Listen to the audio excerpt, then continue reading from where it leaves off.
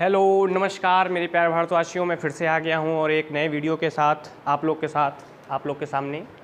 और आप तो जानते हैं कि मैं ज्योतिष की कड़ी में आगे नए नए वीडियो बना रहा हूँ, क्योंकि सावन मास चल रहा है तो इस समय भोलेनाथ से जुड़ी हुई इम्पोर्टेंट इन्फॉर्मेशन जो कि हमारे यहाँ शास्त्रों में उल्लेखित है, मैं उसके लिए उसको लाकर आपके समक्ष रख रहा हूँ।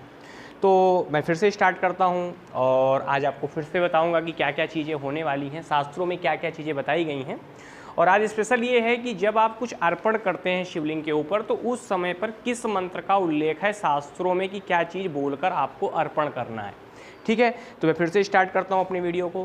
गुरुर्ब्रह्मा गुरुर्विष्णु गुरुर्देवो महेश्वरा, गुरु साक्षात परब्रह्म तस्मै श्री गुरुवे नमः। तो एक तो ये तो गुरु मंत्र है और सावन चल रहा है तो महामृत्युंजय मंत्र जरूर एक बार हो जाए, है ना। ओम त्र्यंबकम यजामहे सुगंधिम पुष्टिवर्धनम उर्वारुकमिव बंधनात् मृत्योर्मोक्षीयमामृतात्। तो आज हम स्टार्ट करते हैं और आज आपको बताते हैं कि कौन सा ऐसा मंत्र है जिस मंत्र के द्वारा आप शिव जी को अर्पण करते हैं, मतलब जल, जितनी भी और भी चीज़ें हैं, जो भी अर्पण करना है वो किस मंत्र के द्वारा आप अर्पित करेंगे। तो मैं आपको बताता हूँ। देखिए, मंत्र यहाँ मैंने दे दिया है। शिवलिंग पर अभिषेक या धारा के लिए जिस मंत्र का प्रयोग किया जाता है वह परम कल्याणकारी है। ध्यान रखिएगा, ये मंत्र परम कल्याणकारी है और गोपनीय है। बहुत सारे लोगों को ये मंत्र नहीं पता है, इसलिए मैं आया हूँ कि आपको ये बता सकूँ। अभी मंत्र क्या है? ओम हौम हिम जोम सह पशुपतये नमः। ओम नमः संभवाय च मायो भवाय च नमः शंकराय च मयस्कराय च नमः शिवाय च शिवतराय च। इस मंत्र को पढ़ते हुए अगर आप शिवलिंग पर कुछ भी अर्पण करते हैं तो उसका महाफल आपको प्राप्त होता है, विशेष फल आपको प्राप्त होता है ना। वैसे अर्पण करने से तो फल मिलता ही है, लेकिन फल में वृद्धि हो जाती है कहीं ना कहीं। मैं फिर से बताता हूँ। ओम हौम हिम जुम सह पशुपतये नमः। ओम नमः संभवाय च मायो भवाय च नमः शंकराय च मयस्कराय च नमः शिवाय च शिवतराय च। इस मंत्र का देखिए लिखा है हमारे यहाँ शास्त्रों में, इस मंत्र का उल्लेख है। इस मंत्र का 100 बार जाप करके जल चढ़ाना शतधारा तथा 1000 बार जल चढ़ाना सहस्त्र धारा। देखिए असल में क्या होता है, जो 100 बार अगर इस मंत्र का जप करके अगर आप कुछ अर्पण करते हैं तो इसको बोलते हैं शतधारा। शतधारा का मतलब है कि 100 बार जप किया जाए इस मंत्र का और फिर कुछ अर्पण कर दिया जाए। अब एक चीज़ मैं आपको आगे बताता हूँ कि 1000 बार जल चढ़ाना यानी कि सहस्त्र धारा। देखिए सहस्त्र धारा का मतलब है 1000 बार। ध्यान से समझ लीजिए इस चीज़ को, ठीक है ना। 1000 बार मंत्र या शतधारा का मतलब है 100 बार इस मंत्र का जप करना, जो मैंने अभी आपको बताया है, ठीक है। तो ये हमारे यहाँ शास्त्रों में उल्लेख है, कहलाता है। जलधारा चढ़ाने के लिए विविध मंत्रों का प्रयोग किया जा सकता है। इसके अलावा आप चाहें तो भोलेनाथ के पंचाक्षरी मंत्र, देखिए मैंने यहाँ बताया आपको, भोलेनाथ के पंचाक्षरी मंत्र कौन सा है? ओम नमः शिवाय, है ना। ओम नमः शिवाय, है ना, भोलेनाथ का मंत्र है। ओम नमः शिवाय का प्रयोग कर सकते हैं, मतलब ओम नमः शिवाय का भी यूज़ कर सकते हैं। और विविध कार्यों के लिए विविध सामग्रियों या द्रव्यों की धाराओं का शिवलिंग पर अर्पण किया जाता है। ध्यान से समझ लीजिए। अब इसके अलावा भी विभिन्न धाराओं, द्रव्यों, बहुत सारी और चीज़ें हैं जिनको भी अर्पित किया जा सकता है, जो इस प्रकार है। अब मैं थोड़ा सा सहस्त्रधारा और सहस्त्र अभिषेक, जो हमारे यहाँ शास्त्रों के अंदर उल्लेख है सहस्त्रधारा का और सहस्त्र अभिषेक, ये दो चीज़ों के बारे में आपको बताता हूँ, ठीक है। अब सबसे पहले तो ये समझते हैं कि ये सहस्त्रधारा है क्या। सहस्त्रधारा का देखिए मैंने अभी यहाँ मतलब बताया है कि अगर आप किसी मंत्र को 1000 बार जप करके और फिर किसी चीज़ को अर्पित कर देते हैं तो उसी को सहस्त्रधारा पद्धति बोलते हैं।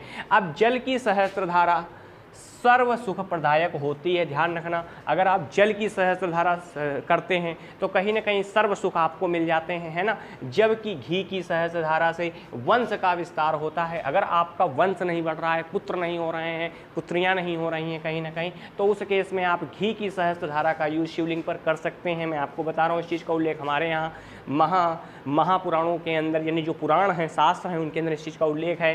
दूध की सहस्त्रधारा ग्रह कलह की शांति के लिए और दूध में शक्कर मिलाकर सहस्त्रधारा देने से बुद्धि का विकास होता है, ऐसा हमारे यहाँ शास्त्रों में उल्लेख है। आप समझिए इस बात को कि जो दूध की सहस्त्रधारा है, अगर दूध की सहस्त्रधारा ग्रह कलह की शांति करा देती है। जैसे बहुत सारे घरों में क्या होता है, ग्रह कलह रहती है, लोग आपस में लड़ते झगड़ते रहते हैं, उनके यहाँ शांति नहीं रहती है ना। तो उस केस में दूध की सहस्त्रधारा का आप यूज़ कर सकते हैं। सावन के अंदर बहुत ही बढ़िया माह चल रहा है, भोलेनाथ का माह है ये, है ना, के लिए। और दूध में शक्कर मिलाकर, अगर दूध में शक्कर मिला दें तो सहस्त्रधारा देने से बुद्धि का विकास हो जाता है, यानी कि जो इंसान की बुद्धि होती है वो प्रखर होती है, उसमें डेवलपमेंट होता है, उसका विकास होता है ना। आगे देखिए, गंगा जल की सहस्त्रधारा को पुत्र प्रदायक माना गया है। अगर आप गंगा जल की सहस्त्रधारा करते हैं, है ना, मतलब 1000 बार मंत्र करते हैं और फिर गंगा जल का अर्पण कर देते हैं कहीं ना कहीं, तो उस जगह पे क्या हो जाएगा कि आपको पुत्र की प्राप्ति होने के चांस बढ़ जाएंगे और मिलेगा ही, क्योंकि भोलेनाथ का आशीर्वाद कभी निष्फल होता नहीं। वहीं सरसों के तेल की सहस्त्रधारा से शत्रु का विनाश। ध्यान रखिएगा, अगर आपके बहुत सारे शत्रु बन जाते हैं, क्योंकि शंकर जी का एक रूप भैरवनाथ भी है, तो कहीं ना कहीं अगर आप सरसों के तेल की सहस्त्रधारा कर देते हैं कहीं ना कहीं सरसों के तेल से, तो उस जगह पे क्या होता है कि आपके शत्रुओं का विनाश होने लगता है। इस बात को समझिएगा, है ना। होता है सुगंधित द्रव्यों तथा इत्र सुगंधित तेल की सहस्त्रधारा से विविध भोगों की प्राप्ति होती है। अब इसका उल्लेख भी शास्त्रों में है, लेकिन मैंने मेन पॉइंट आपको निकालकर आज बता दिए हैं। इस बात को समझने की कोशिश करिए।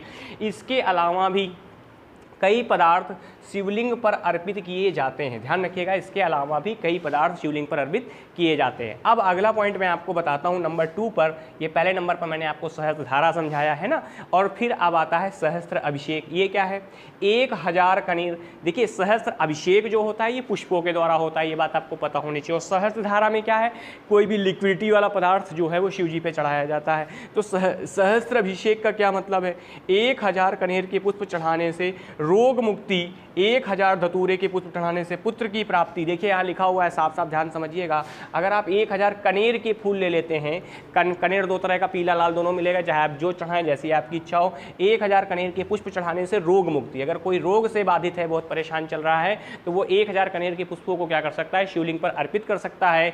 और अगर वो 1000 धतूरे के पुष्प को चढ़ाने से, यहाँ देखिए, पुत्र की प्राप्ति है, ऐसा हमारे यहाँ शास्त्रों में इस चीज़ का उल्लेख है, प्राप्ति होती है। 1000 आंक या मदार के पुष्प, ध्यान से समझिएगा। 1000 आंक तो समझते हैं ना, मदार का पेड़ होता है, छोटे छोटे फूल होते हैं ना, व्हाइट भी आता है, नीला भी आता है, नीला चढ़ाएं बहुत ही अशुभ रहता है। आंक या मदार के पुष्प चढ़ाने से प्रताप और प्रसिद्धि की प्राप्ति होती है। आपका प्रताप बढ़ता है और आपको प्रसिद्धि मिलती है ना, आपका समाज में नाम होता है ना, बढ़ती, जिसके लिए लोग बड़े कहीं ना कहीं बहुत घूम रहे हैं, बहुत परेशान हैं कि कैसे प्राप्ति हो, तो इसके लिए ये चीज़ उपाय कर सकते हैं। वाहन सुख के लिए अगर आप चाहते हैं कि आपको वाहन सुख के मिल जाए, तो 1000 चमेली के पुष्प ले लीजिए। 1000 चमेली के पुष्प, ध्यान से, ये हमारे शास्त्रों के अंदर ये उपाय बताए गए हैं, है ना, को फलदायी माना गया है। अगर आप ऐसा सावन में करते हैं तो आपको वाहन की प्राप्ति जल्द हो जाएगी।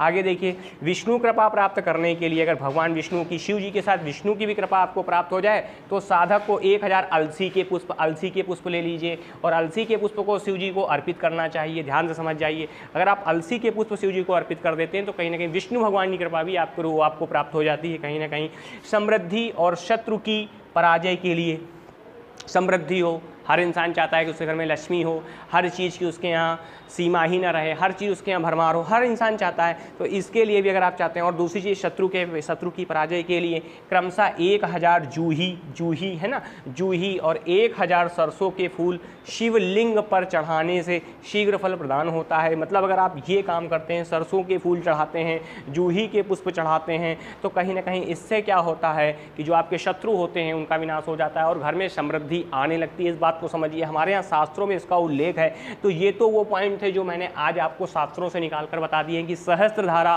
और सहस्त्र अभिषेक में क्या डिफरेंस है। अभिषेक में पुष्पों का यूज़ होता है, जबकि सहस्त्रधारा के अंदर हम लिक्विडिटी वाले पदार्थों का यूज़ करते हैं कहीं ना कहीं। तो और मैंने उनके फल भी बता दिए जो कि हमारे शास्त्रों के अंदर इस चीज़ का उल्लेख है, आप समझिए इस बात को। और आज मैं एक बेहतरीन नुस्खा भी लाया हूँ, देखिए समझिएगा। बहुत सारे घरों में क्या होता है कि दक्षिण दिशा में शौचालय या गैराज वगैरह बनाने से, ध्यान दीजिएगा, बहुत सारे घर मैंने ऐसे देखे हैं जहाँ पर जो शौचालय है या जो गैराज बना होता है, लोग बना देते हैं अंडरग्राउंड, इसको क्या करते हैं दक्षिण दिशा में। ध्यान दीजिएगा, इसको कभी दक्षिण दिशा में ना बनाइएगा। अब समस्या क्या खड़ी हो जाती है, इसको समझिएगा। बनाने से यहाँ पर रहने वाले लोगों की मानसिक परेशानियों से जूझना पड़ता है, मतलब वो कहीं ना कहीं मानसिक तौर पे बहुत परेशान रहते हैं। उनकी मानसिक जो सोच होती है उसका विकास नहीं हो पाता है कहीं ना कहीं, है ना। इसी के साथ अच्छा, इसके साथ साथ धनहानि भी हो जाती है कहीं ना कहीं। तो इसके साथ साथ धनहानि के भी चांस यहाँ पर बनते रहते हैं। तो ध्यान रखिएगा, कभी भी आप अपने घर में गैराज बनाएं तो वो दक्षिण दिशा में ना बनाएं, शौचालय बनाएं वो दक्षिण दिशा में ना बनाएं, ठीक है ना। तो ऐसा हमारे यहाँ वास्तु के संबंध के अंदर इस चीज़ का उल्लेख है, तो इस बात का भी आप ध्यान रखें। तो ये मैंने शास्त्रों से निकाल कर भोलेनाथ से जुड़ी हुई बात, जो क्योंकि श्रावण मास चल रहा है, भोलेनाथ का दिन, भोलेनाथ की जय तो बोलना जरूरी, जय भोले बाबा। तो कहने मतलब ये शास्त्रों से जुड़ी चीज़ें मैंने सहस्त्रधारा और सहस्त्राभिषेक आपके सामने उल्लेखित कर दिया है। और ये विश्व स्तर एक बहुत ही बेजोड़ मंत्र मैंने आपको दे दिया है, जिसके द्वारा आप सहस्त्रधारा द्वारा अर्पण करेंगे शिव जी के ऊपर कोई भी चीज़, तो आपको लाख गुना फल तो मिलना ही मिलना है। ये हमारे यहाँ शास्त्रों में इस चीज़ का उल्लेख है, ठीक है। और ये नीचे मैंने आज आपको नुस्खा भी बता दिया है। तो अगर मेरे द्वारा बताई गई जानकारी आपको अच्छी लगी हो तो इसको ज़्यादा से ज़्यादा लोगों तक शेयर करें, चैनल को सब्सक्राइब करना ना भूलें, ठीक है। और फिर मैं मिलूंगा किसी इंटरेस्टिंग फैक्ट के साथ। चूंकि सावन चल रहा है तो शंकर जी से जुड़ी हुई बातें तो मैं फिर से लाता रहूँगा, है ना। कल के वीडियो में शायद बेलपत्र से जुड़ी हुई चीज़ें आपके समक्ष प्रस्तुत करूँ। तो अगर ये मेरा वीडियो आपको अच्छा लगा हो तो इसको लाइक और शेयर जरूर कर दें और बेल के आइकन को जरूर दबा दें, जिससे मेरी आने वाली वीडियो आप तक पहुँचती रहें और खुश रहें, एंजॉय करते रहें, भोलेनाथ का नाम गुनगुनाते रहें। टिल देन बाय बाय, फिर मिलेंगे।